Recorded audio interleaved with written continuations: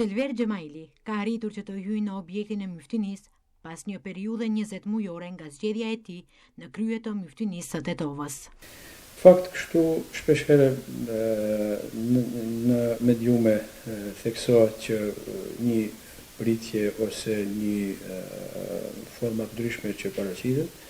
Në fakt nga emrimi im, pavarësisht që nuk kemi qenë në zyrat e muftinisë, ne veprimtarinë tonë kemi zhvilluar në zyra alternative dhe pothuajse të gjitha punët, angazhimet dhe veprimtarinë tonë kemi realizuar nga aty. Ne kemi pas rastin të organizojmë evente të mëdhaja, si që është organizimi i muajit Ramazanit, organizimi i Haxhit 2024, 2025, dhe pavarësisht mungesës së zyrave, kemi arritur që në mënyrën shumë të suksesshme të kryejmë këto obligime. Normalisht që mungesa e zyrës ka atë mangësinë e vete, por aktivitetet tona janë zhvilluar në mënyrë permanente dhe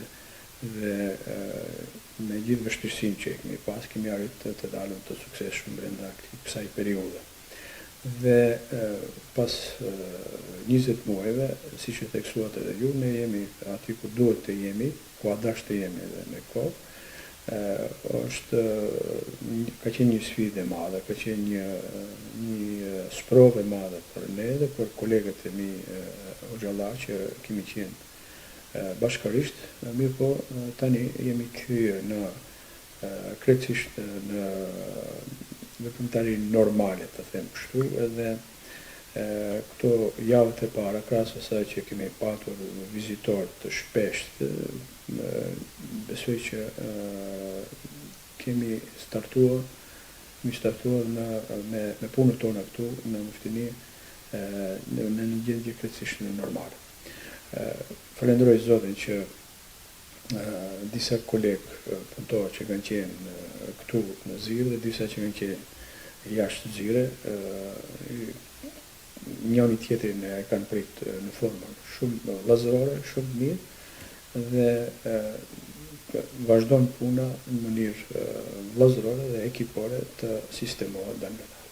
Si e vlerësoni gjendjen aktuale të myftinisë pas dorëheqjes ish myftiut dhe anëtarëve të mëparshëm? Tani do të thonë ne jemi në një proces tash që jemi duke bërë analizat tona të brendshme. Kuptohet ka disa aspekte që mund të shikohen edhe që të kemi kujdes. Ajo që është më ndjeshme dhe më e veçantë dhe që duhet më tepër të kujdesemi, normalisht që aspekti financiar duhet të shikohet mirë, me detaje dhe të analizohet mirë. Ekipet tona, bashkë në krye me arkatarin, janë duke i bërë analizat dhe duke i shqyrtuar të gjitha llojet e dokumentacioneve që janë prezent për të bërë një pranim dorëzim i mirëfillt, për arsye se brenda kësaj periudhe edhe ish arkatari është pensionuar, edhe do të thonë me ardhen këtu në zyrë kemi edhe punësime të reja, ish sekretari është pensionuar, ish arkatari është pensionuar dhe kemi arkatar, sekretar të ri dhe normalisht pranim dorëzimi edhe i arkivit, edhe arkivit të sekretari, edhe të arkatari, kërkon pak një kohë më gjatë që të analizohen, të shqyrtohen të gjitha llojet e dokumentacioneve. Janë ekipe duke punuar, besoj që brenda një kohë të shkurtë do të jetë gjithçka e qartë dhe diçka në vendin e vet dhe vendin e duhur. A do të publikohen të themi këto rezultatet për opinionin publik, këto analizat që do i bënin brenda myftinisë? Po, sigurisht që ne një ndër parimet e punës tonë, ndoshta e keni përcjellë edhe gjatë kohës 20 mujore që kemi funksionuar, në të gjitha llojet e hyrje-daljeve kemi bërë transparente, kemi nxjerrë edhe për publikun, qoftë të hyrat gjatë Ramazaneve të kaluara, qoftë donacionet e ndryshme, aksionet e ndryshme, kemi pas thjesht para një muaji gjysmë ashtu kemi pas një aksion për ndërtimin e një xhamis të re që ndërtohet në Tetove dhe atë e kemi bërë publike dhe mendojmë që do të qëndrojmë besnik këtij parimi që gjitha tyret dhe daljet të jenë publike. Minimumi, më thonë në periudha të ndryshme brenda vitit, do të kemi mbledhje të gjithë këshillave të xhamive bashkërisht me hoxhallarët, që aty do të shfaqet në ekran të gjitha hyrjet e daljet, më thonë transparenca do të jetë një prej parimeve tona themelore që mendojmë ta bazojmë veprimtarinë tonë të ardhme. Edhe nga analizat që theksuam pak më parë, normalisht që përpara kuvendit, por ndoshta edhe përpara të gjithë besimtarëve do të shfaqet që çdo njeri ta di se çka është e vërteta brenda institucionit tonë, në Muftini e Tetovës, me që institucioni ynë është institucioni i besimtarëve, është institucion që shërben besimtarëve, është institucion që varet prej besimtarëve dhe normalisht edhe gjithnjë duhet të jemi të gatshëm që të japim përgjegjësi përpara besimtarëve tonë. Domethënë, burimet e ndryshme që institucioni jonë funksionon dhe qëndron në këmbë vinë nga besimtarë dhe e kemi obligim edhe fetar, edhe institucional, edhe moral që përgjegjësi të japim përpara besimtarëve. Pikërisht, a do të ketë ndryshime në strukturën e brendshme të stafit të Muftinisë? Ju e cekët pak a shumë që janë pensionuar, por konkretisht? Ne veç ndryshimi është bërë. Ndryshimi është bërë, ashtu siç e theksova, për arsye se më thonë, nëse shtylla kyçe janë në Muftini, muftiu, sekretari, arkatari, veç këto morin ndryshuar. Duke filluar nga unë, dhe më thonë, për shkak të emërimit tim, është bërë ndryshimi i muftiu, për shkak të pensionimit të sekretarit dhe arkatarit, janë zëvendësu me kuadra të reje, edhe kemi edhe një referent që me vetë dëshirë është ka kërkuar të largohet dhe vazhdon punën gjithashtu brenda Bashkisë Shqiptare Islame, por si ligjërues dhe si imam në një xhami. Dhe ka qenë dëshira e tij. Përndryshe, gjithashtu kemi edhe një referent tjetër që është pensionuar para 2 muaj, por është pensionuar për arsye të moshës, që ka ardhur koha e pensionit dhe edhe ati është punësuar një referent i ri, kështu që mund të them që të 60-70% e kuadrave brenda Muftinisë tani me ardhin time veç ka ndryshuar, që më tutje edhe nuk kemi mundësi edhe të shtojmë antarti, për arsye se kemi disa kurniza se sa punëtorë mund të jenë të nevojshëm brenda zyrave tona për Muftinisë e Tetovës. Mund të na thoni se cilët janë 3 prioritetet tuaj më të rëndësishme në këtë fazë të parë të themi që keni hyrë në Muftini? Unë si parime vetvetes ja kam menduar që në raport me besimtarët, me kolegët e punës, me rrethin e ngushtë, me rrethin e gjerë, mendoj, jam i bindur që për patur sukses në udhëheqjen e Muftinisë së Tetovës, me që jemi një institucion fetar, me që jemi një institucion që nga ky institucion të buroj udhësia, këshilla, mësimi, udhëheqësia kështu me radhë, si parime vetvetes, po mundohem edhe kolegëve që i kemi këtu afër, 3 parime, 1 modestia në punë, 2 transparenca, edhe 3 shërbimi, ta them kështu, shërbimi për hir të Zotit dhe shërbimi ndaj besimtarëve për hir të Zotit.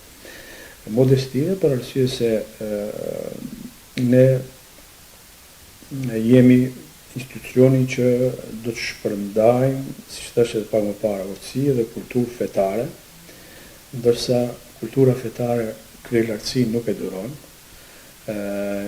Kur them modestin, nënkuptoj që të jem e konsideroj veten i pari në institucion në mesin e të parëve, ose ndryshe ta them, Nuk shoh ndonjë dallim mes kolegëve hoxhallar që janë brenda në zyrë dhe hoxhallarëve që janë në xhamia, që shërbejnë në formën më të bukur dhe më të mirë, por përpos ki privilegj që na është dhënë për të udhëheq, nuk e shohim si dallim ndaj kolegëve, por përkundrazi i barabartë me kolegët e tjerë, por me një përgjegjësi që duhet të udhëheqim. Dhe këtu parimi i modestisë duhet të jetë bazë, edhe te unë, edhe te kolegët tjerë që i kemi këtu në muftini. Ndryshe thënë, ne mund të qëndrojmë këtu në zyrë, por çdo një imam, çdo një muezin ka, ta them kështu, shtëpinë e vet dhe zyrën e vet, gjithashtu zyrët e muftinisë janë edhe të imamëve dhe të muezinëve, ndryshe thënë. E dyta, ndër parimet tona bazë që konsiderojmë dhe për të ardhmen është transparenca. Pra gjithçka duhet të jetë e njohur një radhë parë për kolegët, hoxhallarët, bashkëpunëtorët, këshillet e xhamiave dhe pastaj edhe për të gjithë opinionin. Në veçanti transparenca në aspektin financiar. Dhe besoj që transparenca, jam i bindur plotësisht që transparenca do ndikoj te besimtarët që të kenë besueshmëri më të madhe te institucioni jonë. Mungesa e transparencës, edhe po mos ekzistoj asnjë lloj keqpërdorimi, mungesa e transparencës mund të lënë dyshim te besimtarët, të njerëzit, nuk për vetë arsye, parim bazë, mendoj takimi që gjithçka që ka të bëje me financat e muftinisë të jetë transparente edhe të jetë edhe për këshillet e xhamive, për hoxhallarët, për kolegët edhe për besimtarët në përgjithësi. Dhe treta, shërbimi për hir të Zotit. Këtë kështu e kuptojmë. Puna jonë, detira jonë, nuk është thjesht një punë që ka një orar nga ora kaq deri ora kaq. Puna jonë, edhe jonë këtu në zyrë, po dhe edhe kolegëve hoxhallarëve që shërbejnë në xhamia, është pak më tepër se sa punë. Është një shërbim për hir të Zotit, kështu që mund të ndodhe që edhe jashtë orarit punës, edhe në mes natës, edhe po marr parasysh kundër qoftë, nëse besimtari kërkon një shërbim, ne do të jemi aty. Kështu që thjesht nuk është një punë, po është një hizmet, është një shërbim për hir të Zotit, është një mision, nuk është punë thjesht, është një mision. Prandaj edhe të gjitha shërbimet që do të bëhen, do të kemi parasysh që të fitojmë kënaqësinë, rizanë e Zotit dhe pastaj gjëra tjera mund të radhiten. Për këtë arsye, ne mendojmë që me modesti, me transparencë dhe me shërbimin për hir të Zotit, mendojmë që institucioni jonë do të krijojë edhe më tepër besueshmëri te besimtarët dhe do të kemi sukses edhe më të madh në mesin e kolegëve hoxhallarëve edhe besimtarëve në përgjithësi. Ju e thatë edhe veç që duhet jeni më transparent me kolegët tuaj, por edhe me besimtarët musliman. Si e planifikoni të siguroni sa më shumë transparencë financiare dhe institucionale në punën e muftinisë? Ne mendojmë që ajo është lehtë për të prezentuar gjithçka, është lehtë, sot ka mekanizme të ndryshëm, ka mundësi për transparencën për ta realizuar në mënyrën sa më të mirë. Parimisht, domethënë brenda vitit, një herë ose dy herë do të kemi mbledhje minimumi me të gjithë të punësuarit dhe këshillet e xhamisë. E dini që sistemi jonë funksionon kështu, çdo xhami ka këshillin e vet, ka kryetarin, ka arkatarin, ka imamin, ka muezinin, ose 3-4 punëtorë varësisht prej madhësisë së xhamit, dhe këto përbëjnë një trup të përfaqësues të xhamatit në xhami. Dhe një herë, dy herë në vit minimumi, pa edhe më tepër, me të gjithë këshillat e xhamive dhe hoxhallarëve do të kemi mbledhje ku do të raportojmë përpara këshillave të xhamive dhe hoxhallarëve. Dhe në detaje edhe aspektin financiar. Pastaj, më thonë që kjo lidhje, çdo këshill i xhamis ose çdo hoxh që është i punësuar në xhami ka mundësi që këto të dhëna që i merr nga mbledhja ti një ditë xumaja, një ditë kur ka xhamati më tepër në xhami, ti raportojë edhe xhamatit. Kjo është një mënyrë. Mënyra e dytë, më thonë, qoftë në faqen tonë, në web faqen tonë të muftinisë, qoftë edhe nëpërmjet mediumeve të ndryshme, rrjetet sociale, do të bëhen publike gjëra që besimtarët i shohin të përcjell. Ne këtë që jam duke thënë, veç që 20 muaj e kemi praktikuar. Mund të jeni ta shihni te faqja jonë, më thonë, të hirat në Ramazanin 2024, të hirat në Ramazanin 2025, por parasysh se qalkulimin më të madh e kemi në atë periudhë, edhe siç e thosha pak më parë, kemi të hirat edhe tubimi një aksioni që realizuam për ndërtimin e një xhamie këtu në Tokë qendror, patëm një aksion në xhamie dhe ato i kemi transparencë, si cila xhami kush sa ka dhënë. Kush sa ka dhënë. A do të ketë ndryshime në mënyrën e menaxhimit të vakëfëve dhe pasurive të muftinisë? Mendoj veç ca ndryshime i kemi bërë brenda kësaj periudhe, por do vazhdojmë edhe më të gjatë. Është e vërtet, Bashkia Fetare Islame, gjithsesi muftinia e Tetovës, por edhe Major Bashkia Islame ka vakufe të ndryshme, edhe muftinia e Tetovës ka vakufe të ndryshme, dhe që janë dhënë me qira. Hapin e parë që kemi bërë, kontratat e qirave kanë qenë në forma që janë paguajtur, disa janë paguajtur në cash, ne veç si vendim, si mënyrë të funksionimit, kemi bërë që cash ndalohet. Gjithçka do të shkojë nëpërmjet gjithë llogarisë. Mendojmë se është më e mbrojtur, më stabile dhe më argumentuar dhe më zyrtare. Faktikisht do të thënë kontratat e reja që kemi bërë me qenaxhit tonë, veç e kemi theksuar që është domosdoshme që të paguhen nëpërmjet gjithë llogarisë. Gjë që s'ka qenë më parë. Këtu veç është bërë një ndryshim dhe jemi duke i analizuar të gjitha pronat që kemi, nëse ka diku që është pa vënë shërbim, do thonë është prona, po ne nuk sjell të ardhura, mendojmë që brenda një periudhe të shkurtë ti aktivizojmë të gjitha ata që të jenë në shërbim të jetës fetare. Siç e dini ju, nëpërmjet këtyre të ardhurave, ne këto të ardhura janë një burim i drejt për mirëmbajtjen e medreseve tona, për arsye se medreset tona, pavarësisht që si vjetëve u akredituan, por akreditimi nuk kupton vetëm hapjen e medres në fakultetet të ndryshme mund të regjistrohen nxënësit, ama jo edhe financat. Financat vazhdojnë të ngelin në dorë të Bashkisë Fetare Islame dhe një pjesë e buxhetit të medreseve vjen edhe nga këto të ardhura, pra qirat e ndryshme të vakufeve që përbën buxhetin e medreseve.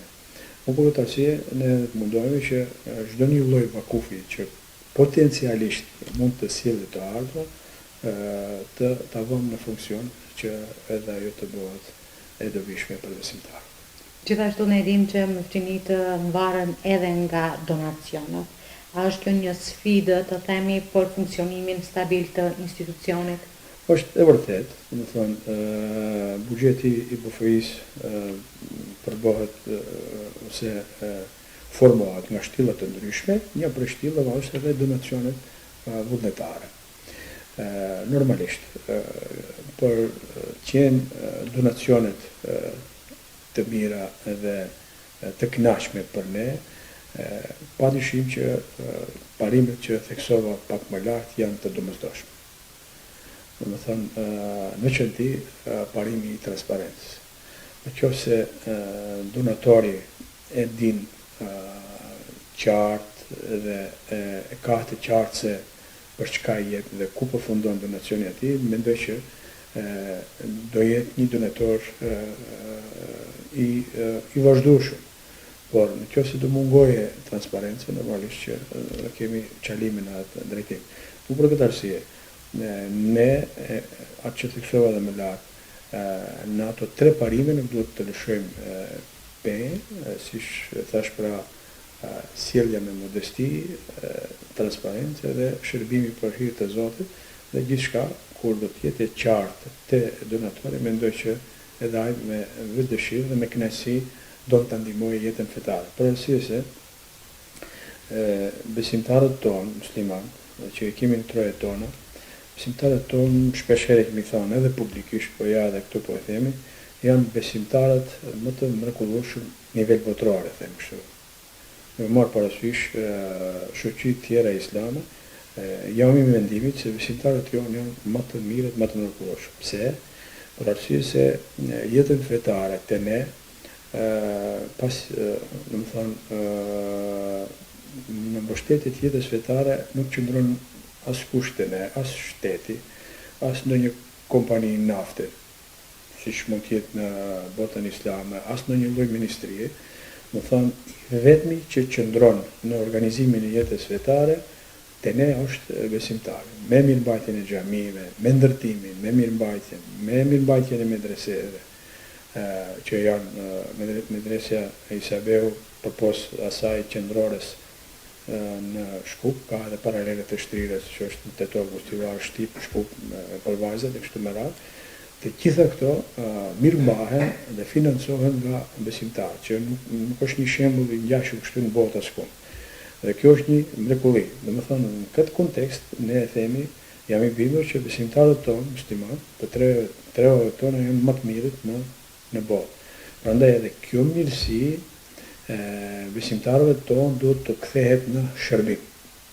Do të konvertohet në shërbim, më për këtë arsye ne jemi të obliguar fetarisht, moralisht, institucionalisht që të shërbejmë besimtarëve në formën më të mirë.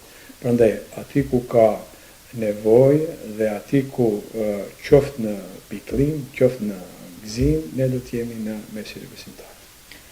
Atëherë na thuani se si planifikoni të forconi rolin e myftinisë në jetën shpirtërore dhe sociale të qytetit të Tetovës? Ne mendojmë që infrastruktura jonë është bukur, mirë rregulluar. Kur them kështu, ne nuk kemi katunt dhe nuk kemi mahall që me infrastrukturën fetare të ketë ndonjë maksi. Domethënë, të gjithë katundet tona, të gjitha lagjet tona kanë xhami me infrastrukturë të mrekullueshme, të përgatitura, me hapësira të mjaftueshme, me kuadro të përgatitur profesionalisht, që shumë lehtë ka mundësi të mundohen urat e bashkëpunimit deri me skajnë më të largët ku i kemi besimtarët tonë. Për arsye se rrjeti i bashkëpunëtorëve, domethënë nëpërmjet të imamave, kuadrave tonë që i kemi veç është i formuar. Edhe infrastruktura pranë xhamit, mektebet i kemi të rregulluara në formën më të bukur. Kështu që përsëri e them, mjafton që ne të përmbahemi parimeve tona dhe pastaj kjo lidhshmëri dhe ta them kështu, kjo ndihmesa reciproke për të patur ndikim edhe në aspektin social dhe për të qenë më afër besimtarëve dhe shtresave që kanë nevojë për të qenë edhe më afër tyre, mendoj që kemi lehtë.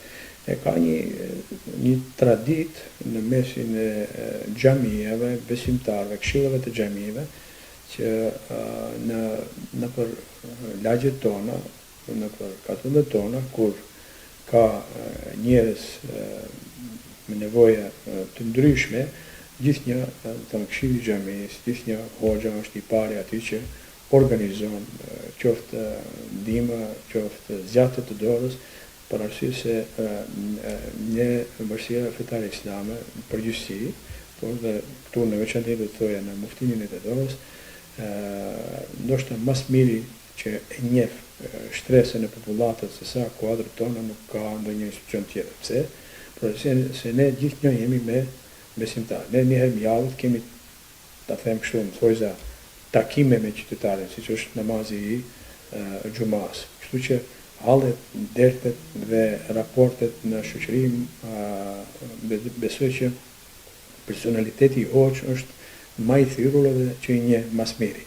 Jeni drejt për drejt me qytetarin. Dhe kjo neve na e lehtëson që të jemi në shërbim edhe më të lehtë me qytetarin. Mund të na thuani se si e shihni bashkëpunimin e Myftënisë me institucione të lokale, të themi, komunën dhe organizata tjera? Nga përvoja e shkurt që jemi në këtë detyrë, kemi pasur raporte të mira dhe mendojmë me institucione tjera këtu në qytet. Ju dini që këtu kemi në Tetov kemi 2 universitete, pastaj institucione tjera zyrtare, lokale, shtetërore. Deri tani kemi raporte të mira që mendojmë të zhvillojmë edhe më tepër. Ka disa punë që varet shumë nga institucionet shtetërore se si do të zhvillojmë ne. Për këtë arsye, raportet tona veçanërisht me komunën kemi në nivel të mirë dhe besojmë që do zhvillohen edhe më mirë.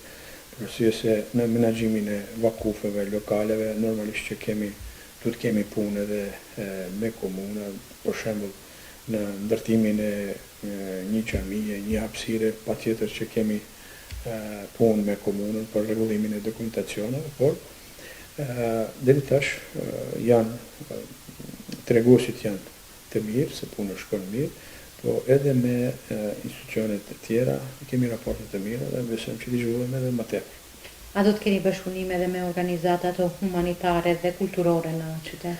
Ne veç e dini që një organizat humanitare kemi të Bashkisë Fetare Islame, siç është Hilali, dhe kryesisht veprimtarinë tonë në nivel muftini, për sa i përket çështjes humanitare, realizojmë nëpërmjet organizatës tonë, por nuk do të thotë se nuk mbajmë raporte edhe me të tjerë, por normalisht që prioritet ka ajo që është në kuadër të Bashkisë Fetare.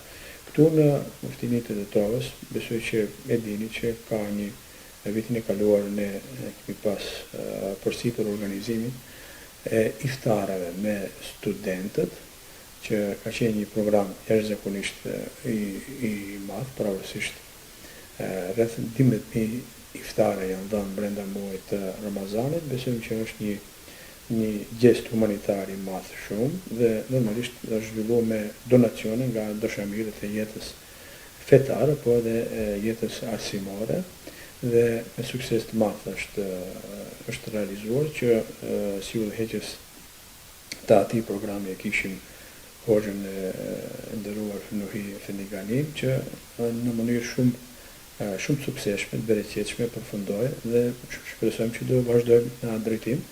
Ne jemi qytet që kemi 2 universitete dhe kemi student javanxhi që janë nga qytete tjera dhe në kohë të Ramazanit të afrosh një iftar për studentët, kryesisht për student bëhet fjalë, se ka organizata të ndryshme që japin iftare edhe për të tjerët. Ne mendojmë ta zgjerojmë edhe për nevojtarët, por sigurisht sipas mundësisë që do të kemi, po për studentët mendojmë që do vazhdojmë edhe vite tjera, me që jemi qytet që ka 2 universitete dhe ka studentë javanxhi, është e nevojshme që të ndihmohet. Ne jemi feja islame, qytetërimi islam është qytetërim që startin e ka me urdhrin lexo dhe ikre, pra, dhe normalisht që fusha e arsimit për ne është një fushë shumë e ndihshme dhe shumë e kujdesshme që duhet të jemi në mbështetje të zhvillimit të arsimit tonë. Më për këtë arsye edhe është paraqit që të ndihmohen studentët në forma të ndryshme. Cilat janë projektet që i keni paraparë pasim që tani t'i bëni, t'i realizoni ato projekte? Ne kemi disa vakufe, hapësirat mira këtu në Tetov, që janë pronë e Bashkisë Fetare Islame brenda qytetit, dhe për momentin tash jemi duke bërë disa projekte, disa analiza që në këto vakufe të ndërtohet gjërat të cilët do t'i sjellin dobi në jetës fetare, bashkisë fetare islame në përgjithësi, në çati muftinisë të Tetovës. Për momentin me këto jemi duke u marrë dhe posa t'i përgatitim projektet e tyre, normalisht që do të shqyqojmë, të analizojmë edhe mundësinë e gjendjes së fondeve të nacioneve të ndryshme që të startojnë. Për ndryshe, tani këto ditë, ne referentët tonë, veç sot ne patëm një takim me referentët tonë që do dalën në teren të vizitojnë të gjitha llojet, të gjitha mektepet edhe llojet e shërbimeve në xhamia, për të marrë një pasqyrë se çka ka nevojë, ndryshe thënë, për të shiquar a ka nevojë për të bërë ndryshime, reforma dhe mbështetje apo ndihmëse nëpër mektepet e xhamive tona. Për arsye se gati në çdo xhami ne kemi edhe mektepet, që si shkollën fetare që nxënësit mësojnë aty, dhe është një shërbim shumë i madh që realizohet në Bashkinë Fetare Islame, por që ka nevojë edhe të mbështetet edhe të zgjerohet edhe të zhvillohet edhe më tepër. Ne konsiderojmë që mektepi është fabrika e xhamisë në kontekstin prodhon xhamat dhe nxënësit që mësojnë në mektep janë xhamati i ardhshëm. Faktikisht në qoftë se dëshirojmë që të kemi xhamate më tepër, duhet të koncentrohemi në zhvillimin e mektepit në mënyrën më të bukur, më të mirë. Mund të na thoni se cili është roli i muftinisë në forcimin e unitetit në mesin e komunitetit musliman të Tetovës? Besojmë që është rol kyç dhe rol i madh, për arsye se muftinia është ajo, ta them, ajo çatia që mund t'i mbledh të gjithë besimtarët në përgjithësi. Ju dini shumë mirë që besimtarët muslimanë këtu janë të etniteteve, komuniteteve të ndryshme, më thënë nuk janë vetëm shqiptarët, po janë edhe turqit, edhe bosnjakët, edhe romët e tjerë, kështu me radhë. Mirë po, në raport me muftinin janë, ndryshe thënë, muftinia është dere hapur për të gjithë, në raport me muftinin janë të gjithë barabartë dhe përsa i përket manifestimeve, takimeve fetare, ne kemi kënaqësinë shpeshherë kur jemi bashkë me të gjithë dhe ka një harmoni dhe ka një bashkëpunim të mirëfillt. Ne kemi këtu në Tetovë dika tunde që flasin maqedonisht dhe mësimi, besimi, ligjëratat zhvillohen në maqedonisht, por po kemi një bashkëpunim shumë të bukur, shumë mirë, një respekt të ndërsjellë të kemi, dhe gjithashtu kemi edhe xhamia që flitet turqisht, por nuk ka asnjë lloj, ta them, pengese ose ka një harmoni të mirë dhe ka një kënaqësi që në Tetovë të gjitha këto gjuhët fliten, qoftë nëpër manifestime, qoftë nëpër takime, dhe ka një harmoni dhe një bashkëpunim dhe një zhvillim shumë të bukur. Zotri Xhemaili, në fund cili do të ishte mesazhi juaj për gjithë besimtarët musliman pasi më keni hyrë edhe në objektin e muftinisë të Tetovës? Ne për drejtuar besimtarëve dëshiroj ta them marr parasysh që në këto javët e para jemi këtu bashkërisht me kolegët moxhallar. Dëshiroj të them të gjithë besimtarëve që ne si parim nuk dëshirojmë të shiqojmë të kaluarën, jemi koncentruar për të ardhmen, në shërbej e kaluara vetëm si mësim që mos përsëriten gjërat e njëjta, i siguroj besimtarët që te hoxhallar dhe kolegët tonë këtu më të afërt duam ta mbjellim vetëdijen se vakufi, gjithsesi të gjitha gjërat që i shohim brenda kufijës, fakt janë vakuf. Vakufi është i shenjtë, është i gjithë besimtarëve, atë gjithë ne jemi kalimtar. Detyra jonë është shërbimi në mënyrën më të mirë dhe lënia brezave të ashpër në formën më të mirë. Me një qasje të matur dhe të vendosur, Myftyu Selver Gjemaili theksoi se synon ta kthejë Myftininë e Tetovës në një institucion më të hapur, më transparent dhe më afër besimtarëve musliman.